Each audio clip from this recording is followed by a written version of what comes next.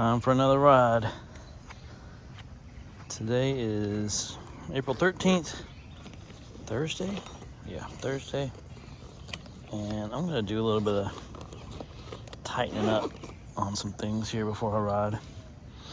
So on this bike, some of the things that typically need tightening are the rear suspension in here.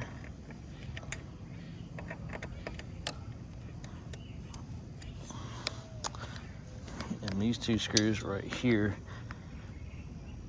come loose. Sometimes really loose, but they're good for now.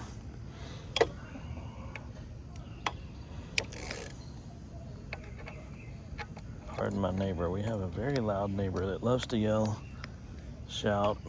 Who knows what she's yelling about today?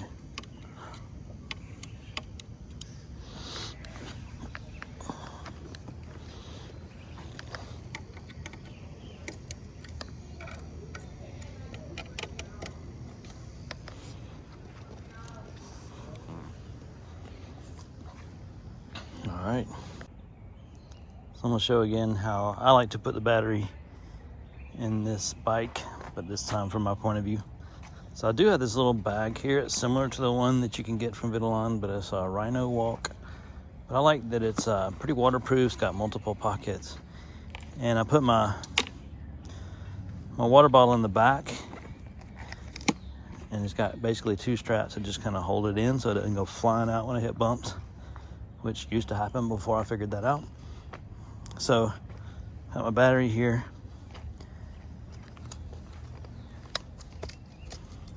Sit it down, and what I'm gonna do is just straddle this right here.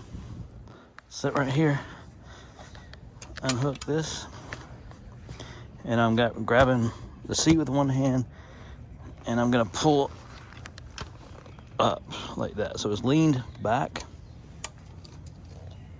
That just goes in there.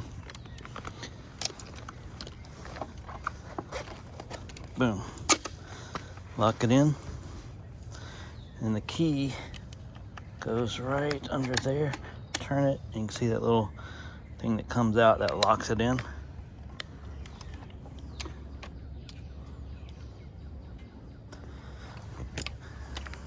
And we're on.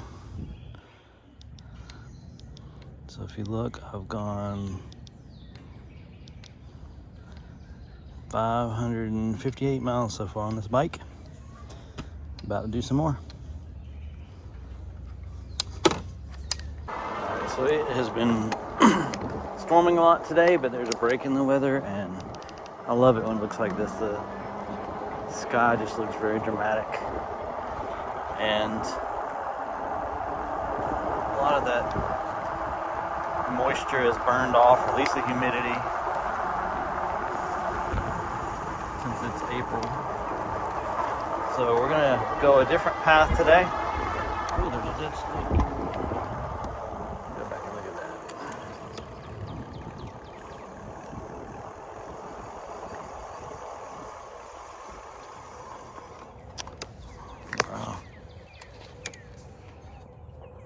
I guess someone was mowing their lawn, hit it, and because the yard is very nicely mowed. Wow, interesting. I hate snakes. The smell of them, anyway. All right. So I mapped out a different trail today. Going to go to Britt David Park, which I haven't been to on my bike yet. So it's easy to get there on big roads. Today I'm gonna kind of do the back road neighborhoods all the way there for the most part.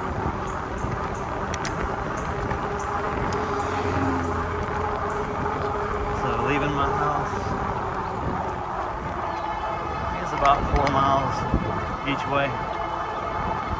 This way.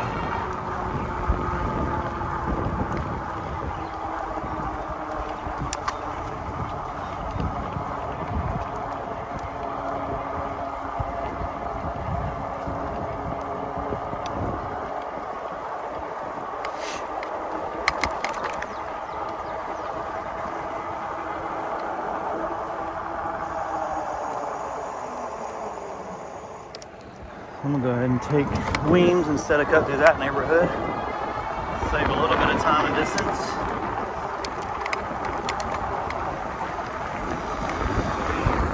Turn on my light just because probably should.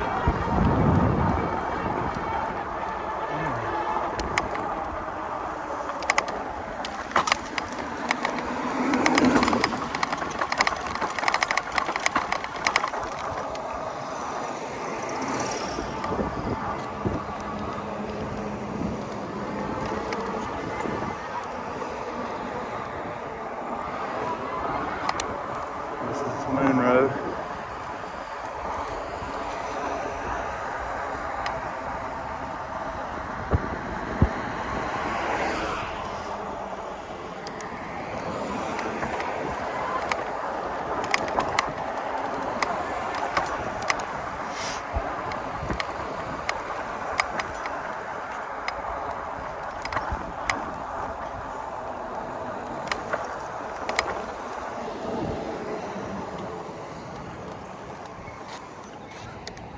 Get across Moon Road.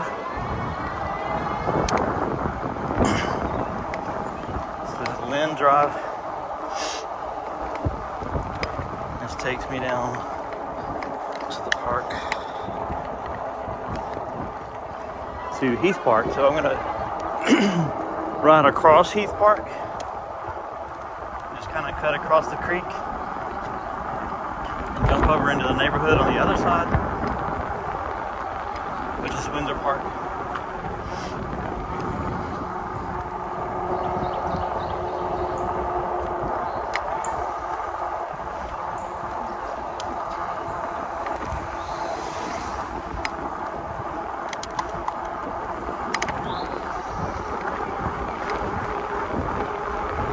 Steep hill here.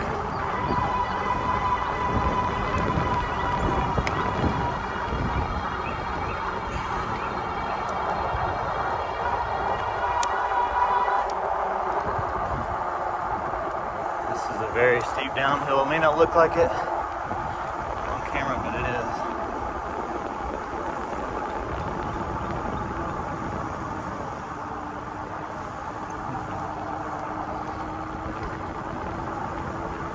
There's a car behind me.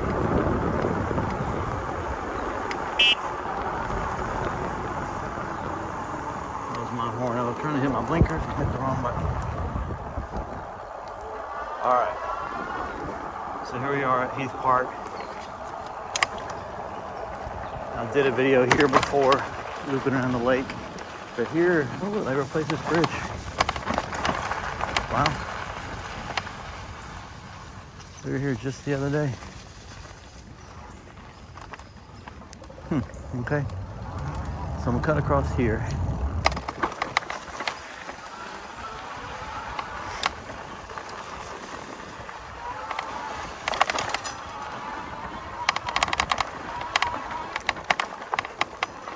This is gonna kind of spit me out in the neighborhood.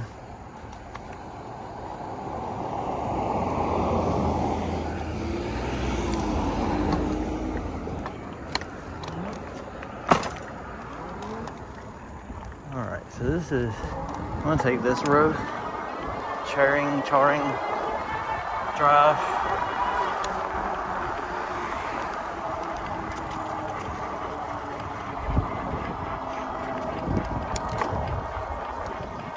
Up another hill. You know, these are places I would never ever have ridden on my pedal bike because of all the hills. But with this bike, I can go anywhere and just explore.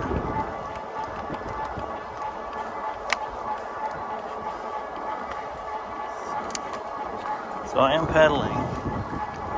I'm getting exercise. It's about the same as being on flat ground.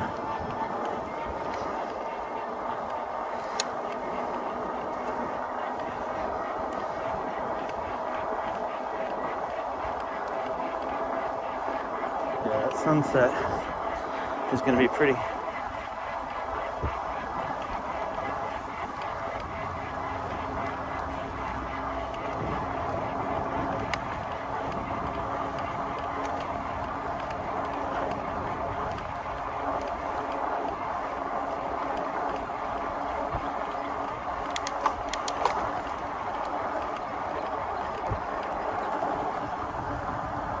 I'm not taking a real specific route this way. I'm just taking a bunch of rights and left to zigzag because we're going in that direction.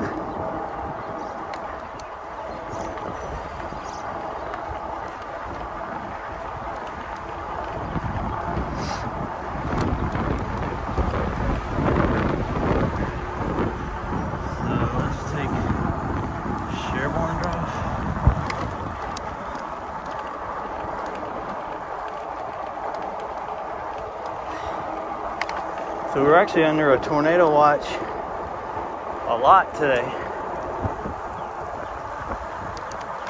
There's Tucson Drive. Turn left here. Wiltshire.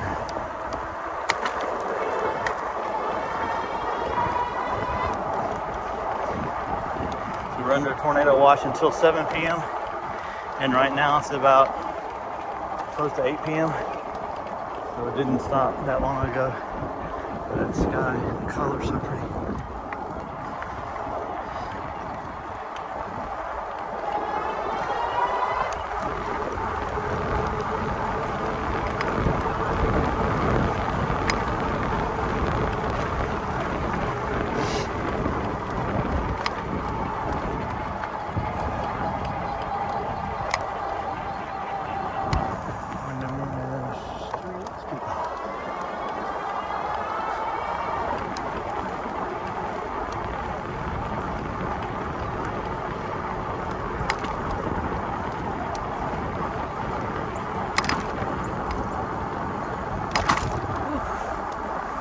Bumpy.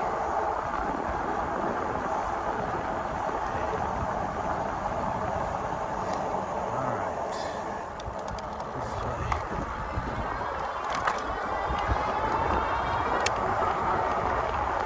Might have to pause and look at the map that I made. I keep a list of maps that I map out in my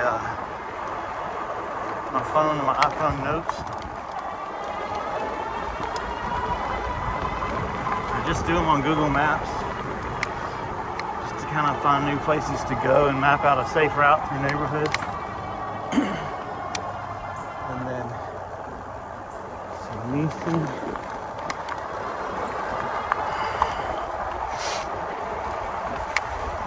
So that way, it gives me distances. Okay, I know where I am now. So my friend Mark lives on that street. The official home of Vitilan Brew. It's on Modler. That's another story for another time.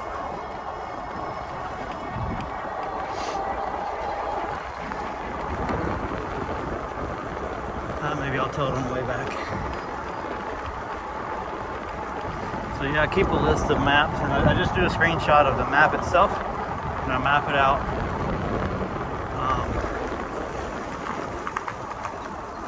I just choose bicycle as mode of transportation. It does a pretty good job, and then I just kind of move things around until I get the route that I want.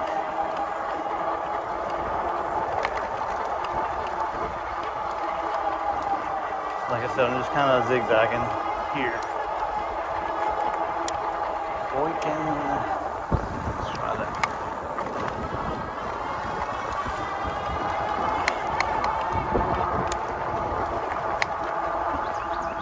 Walanka.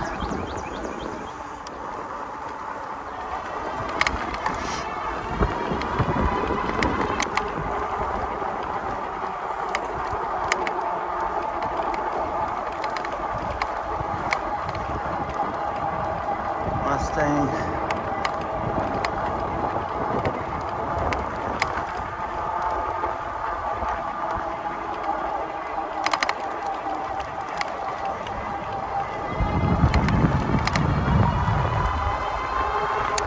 So this park, it's kind of a busy park for people that walk after work because it's kind of in the city. It's right by Walmart, Home Depot, Aldi, Houston Hospital. I think I came too far. No, let's cross the street. Never mind, we're good.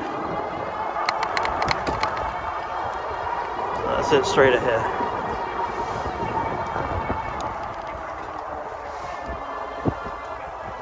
It's a loop, it's not a very long loop. So I'm just gonna hop on here. I don't know what their policy is with bikes on this trail. So I'm just gonna give people plenty of clearance.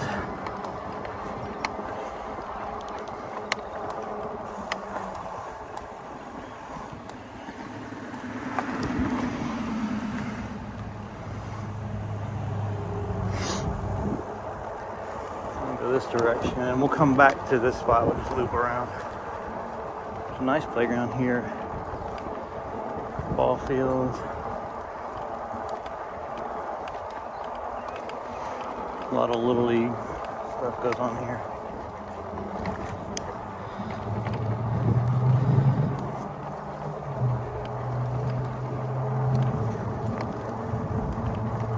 Football / soccer down there.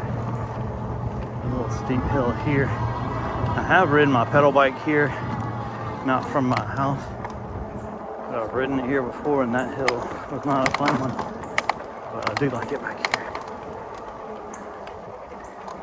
So I might loop this park a couple times today.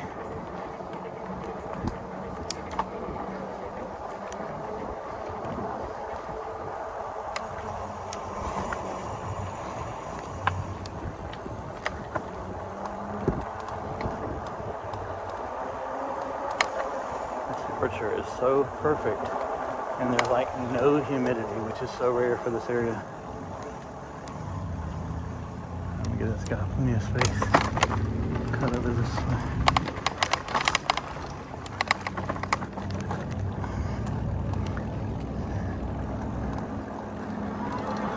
So just to kind of, as a point of reference, that's Walmart. Home Depot is right there up on that hill.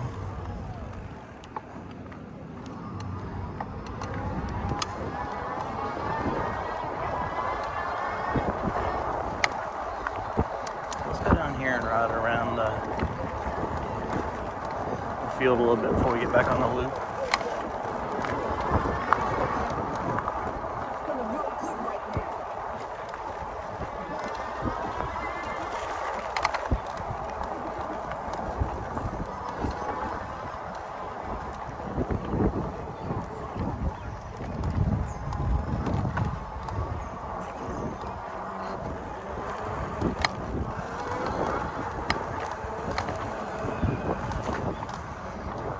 Come here with the kids a few times in the past and let them play. And they usually like to end up on the field just running as fast as they can. That's a good playground. Some batting cages, baseball fields.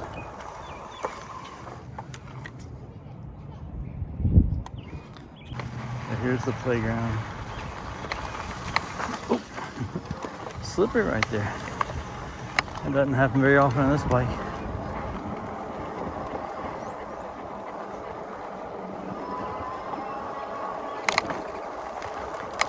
So we're at 4.2 miles so far. Well, a quick 4 miles too.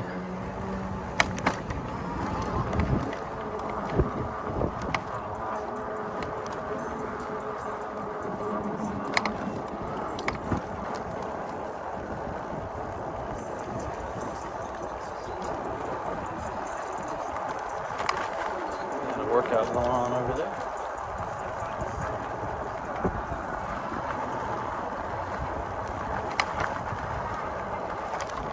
I'm guessing it's 65 degrees right now. Disturb that dude. Go around that way.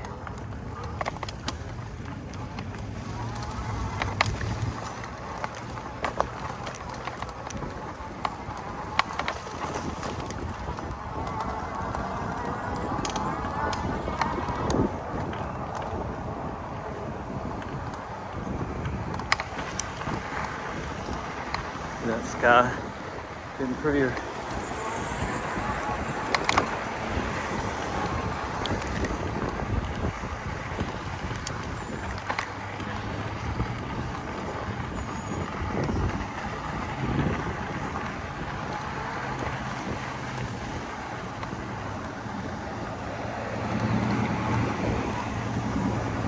stop here and get my picture.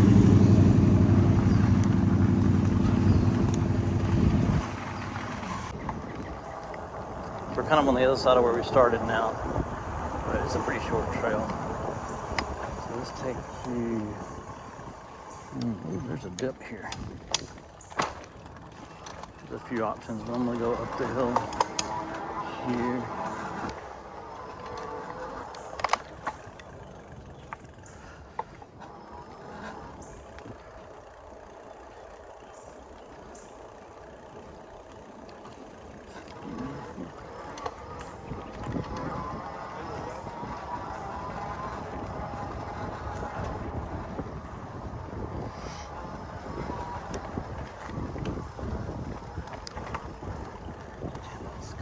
It's just getting better and better.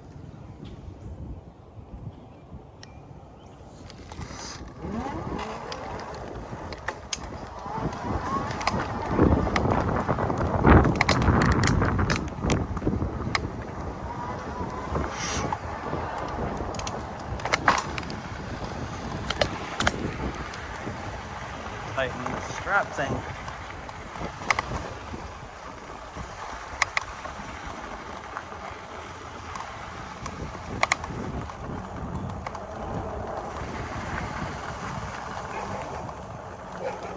I think this building right here is where they do pottery and stuff. It's pretty neat.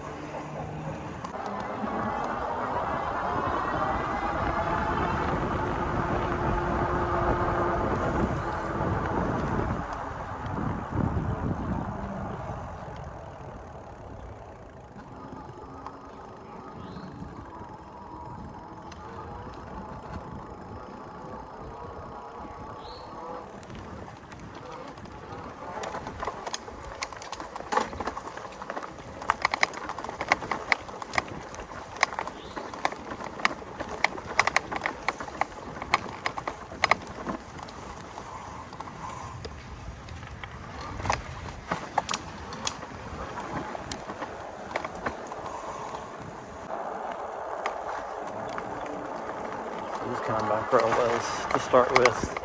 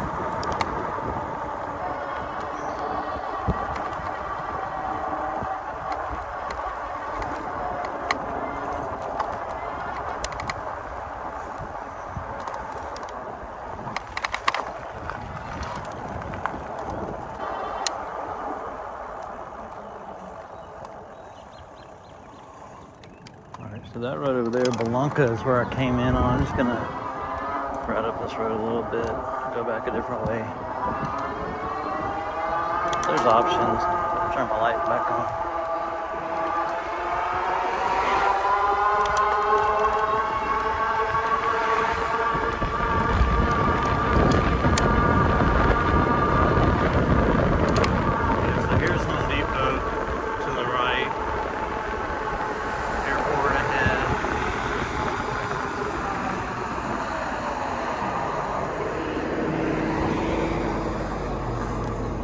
Seen that Mexican place before. La Huerta. Cut through here. So this is Tanglewood.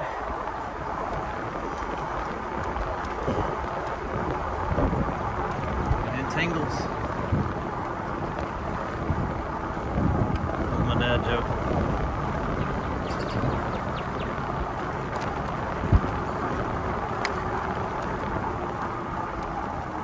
Hey y'all. No way.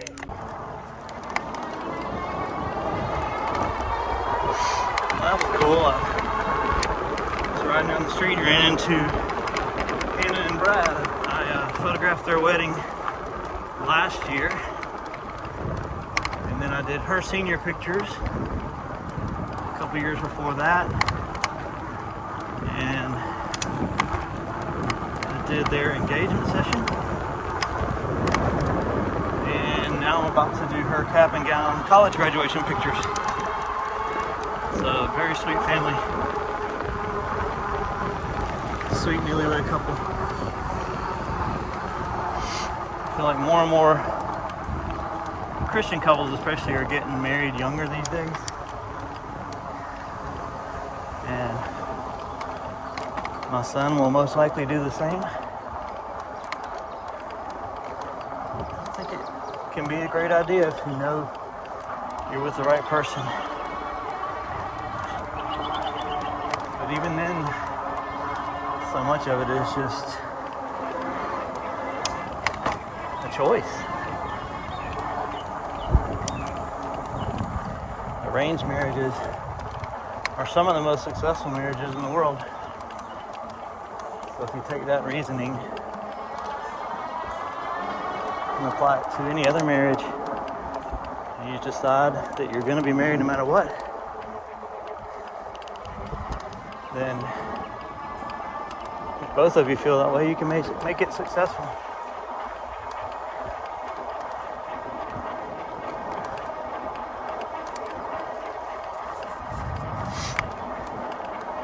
Alright, so I don't think this is the way I came, but again, I'm just kind of doing the reverse zigzag until I either hit a main road or hit the park.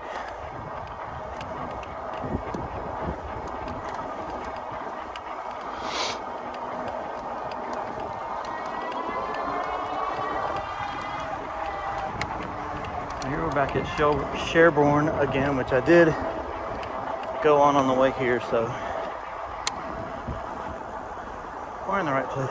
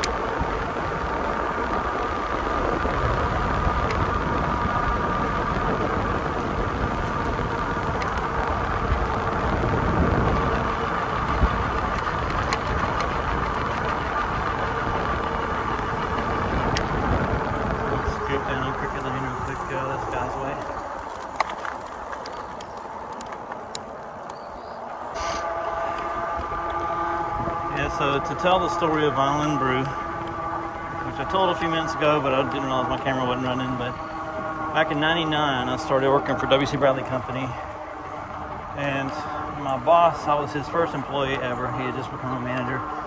So we were getting to know each other, and after we talked for a while, he's like, hey, I got someone I want you to meet. You have a lot of similar interests. So he takes me out to one of our other divisions, out to pretty much the attic of this warehouse, and it was dark, no lights on back there. There's nobody that works here. But sure enough, we go into the hallway, and there's this older gentleman named Mark. So he introduced us, and we get talking about music and beer were the two things that were our biggest common interests. So we talked, had a great conversation. A little bit later,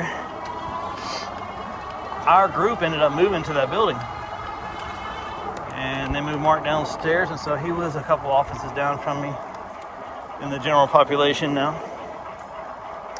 And so he started bringing me CDs to listen to from all different genres, all different years. A lot of it from the 60s, some from the 70s, some newer stuff. And he would bring them in, and he would he had one of those memories that he never forgets anything. So this is 24 years ago. and he could still tell you my opinions on every one of those CDs, which, you know, my opinions don't really matter much, but to him they carried a lot of weight, so he remembers all that and still holds me to them today. But anyway, he started bringing me CDs to listen to, and I had been into home brewing fairly recently, and so I started bringing him some beer to try out, and he liked them. So one day he's like, hey, you know, I got a lot more music at home, but it's on vinyl, and obviously you don't have a record player in your car, so why don't you come over one Saturday and I'll play you some other music that you probably haven't heard before. So I was like, sure. So I go over to, this is where Modular Drive fits in. We passed it a few minutes ago. The home of Vinyl Brew. So I go to his house, and, you know, it kind of fit the time period. His house is really a lot like mine now. It's kind of built in the 60s or 70s. Just a homey kind of place. So we sit on his couch, and 8 hours later, we're still listening to music, and he's telling me just detailed history of every one of these albums. And most of them he hasn't listened to in easily over 20 years. Some of them way more than that. And so he pulls open his closet, and he's got over 3,000 vinyl albums, all original, all from the 60s and 70s. Over 3,000 that were on vinyl. And I quickly realized that I could reach in there and pull out any album that, again, he hasn't laid eyes on in many, many years. And he could tell me the track listing, the band members at the time, the band members, every person that had ever been in that band, and just every little detail. So he became like this music historian for me and my friend Andrew. We started going over there frequently and started bringing beer. So we would just go by and buy some beer we hadn't had before. I'd bring some home brew, and we would sit from usually 3 in the afternoon until midnight or so and just listen to music. And it was always very themed. So he would always have a theme, a general theme for every meeting, and he still has all the notes from all of those for 24 years worth of meetings. We call them meetings, you know. And so everything we listened to, he would come up with quiz questions. He would play a song, and we would guess who it was and things about it. And it was really interesting. He would keep this fake point system that it was just kind of like Whose Line Is It Anyway? Just truly fake points. It didn't matter, but it was fun. And it just became this long, rich relationship to the point where we did start brewing beer together. We made several batches of beer at my house, and we've had Vitilan Brew meetings at my studio. We've had them at my house. We've had them at Andrew's apartment before he was married. We've had a few other people come and go into the group over the years, but the core members are the 3 of us. So we used to go every couple months, and now it's a couple times a year. But we have gotten back in the habit of it now. We had one a few weeks ago, and it was great. I think I was at his house till 2:30 in the morning. And we still had plenty to talk about, but it was time to go home. So, but then we actually had a field trip.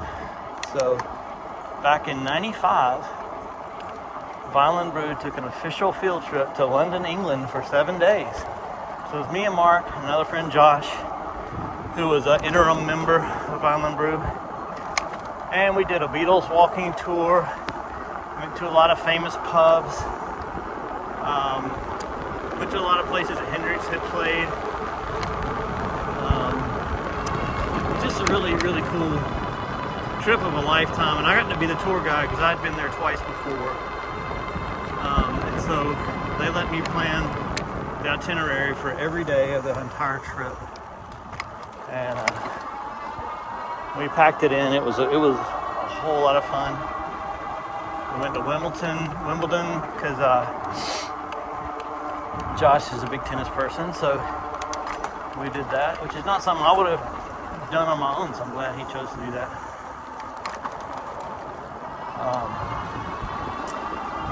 So yeah, we still get together. There's still a theme. One thing that we always do, so Mark, I told you he has a lot of knowledge, but he also has seen all the greats live.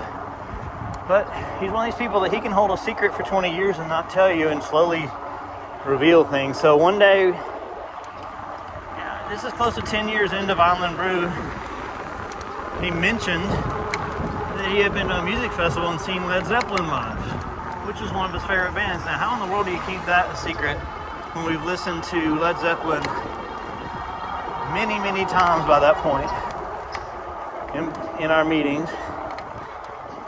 And he also saw Jimi Hendrix live and was right up against the stage, both in Atlanta in the 60s. So how cool is that? So one of the things, one of the traditions is every single meeting we play a Hendrix album. It's called the Obligatory Hendrix, which is a reference to a Pink Floyd song where Roger Waters says the obligatory Hendrix perm, which talks about at that time all the big bands, psychedelic bands, were trying to, everyone, had a Hendrix kind of perm to try to be like him at the time. So Eric Clapton and